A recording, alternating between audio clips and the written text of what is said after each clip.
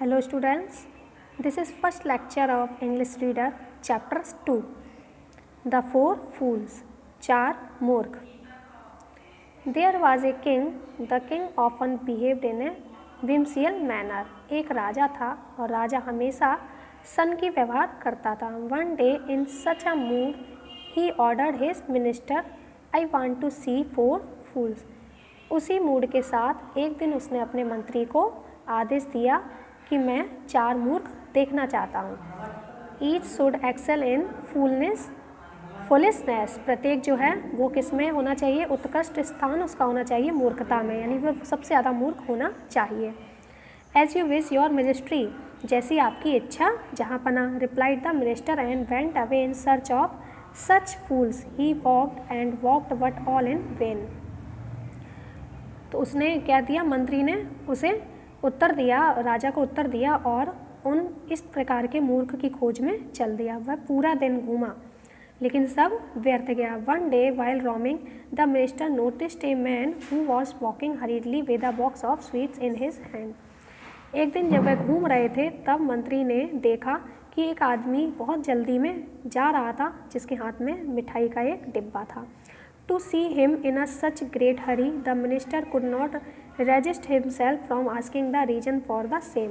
उसको इतनी जल्दी में देखकर मंत्री अपने आप को उससे कारण पूछने को नहीं रुक सका, यानी मंत्री नहीं रुक सका इतनी जल्दी में उसे देख करके कि उससे कारण वो पूछना चाहता था। The man unwillingly answered, See, I am in great hurry। तो आदमी था, अनिच्छा से उसने उत्तर दिया, यानी उसकी इच्छा नहीं थी, फिर भी उसने उत्तर दिया कि तुम देख रहे हो कि मैं बहुत जल्दबाजी में हूँ। My estranged wife who married some other man has given birth to a child। मेरी पत्नी जिसने मुझे छोड़ दिया, एक दूसरे आदमी से उसने शादी कर ली है और उसने एक बच्चे को जन्म दिया है। On this happy occasion I am going to distribute sweets। इस अच्छे अवसर पे मैं क्या करना चाहता हूँ, मैं मिठाई बांटने जा रहा हूँ। Having said this, यह कहकर the man again started walking। आदमी दोबारा से चलने लगा। Hearing this, the minister said to himself, यह सुनकर मंत्री ने स्वयं से कहा, I have found at least one fool। चलो कम से कम मुझे एक मूर्ख तो मिला। He asked, उसने पूछा। Page number 12, The man to come along with him। तो उसने क्या कहा उस आदमी से, अपने साथ आने के लिए। The man was not at all willing to go with the minister as he did not want to be late in celebrating the occasion।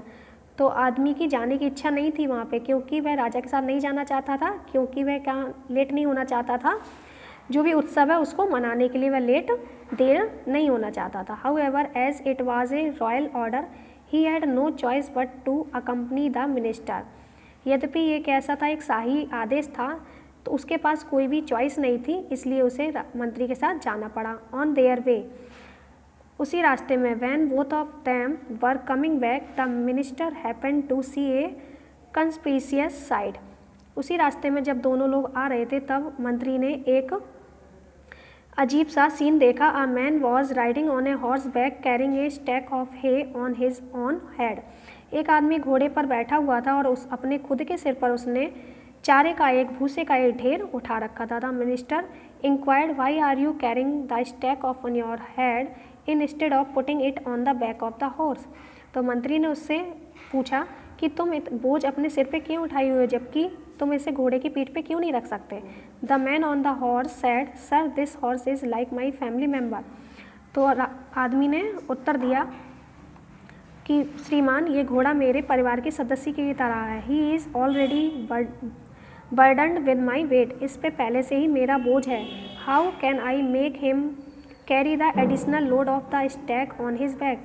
मैं उस पर बोझे का और एक्स्ट्रा बोझ क्यों डालूँ। To relieve him from this extra burden I am carrying the load on my own head. उसको इस एक्स्ट्रा बोझ से छुटकारा देने के लिए ही मैंने अपने सिर पे ये बोझ उठा रखा है। तो इस वीडियो में हमने ये जाना। आगे देखिए। Hearing this the minister directed the man to accompany him. यह सुनकर मंत्री ने उसको अपने साथ चलने के लिए कहा। Then all the three went to the king's court. जब वे तीनों राजा के दरबार में पहुँचे, the minister introduced both the fools with their act of foolishness to the king. तो मंत्री ने उनको क्या किया, इंट्रोड्यूस किया उन दोनों मूर्खों को उनकी मूर्खता के लिए। तो यहाँ तक हमने चैप्टर पढ़ा। इसके आगे का चैप्टर हम आगे पढ़ेंगे कि राजा ने उससे फिर क्या कहा और तीसरा और चौथा मूर्ख कौन था, ये हम अगले वीडियो में जानेंगे।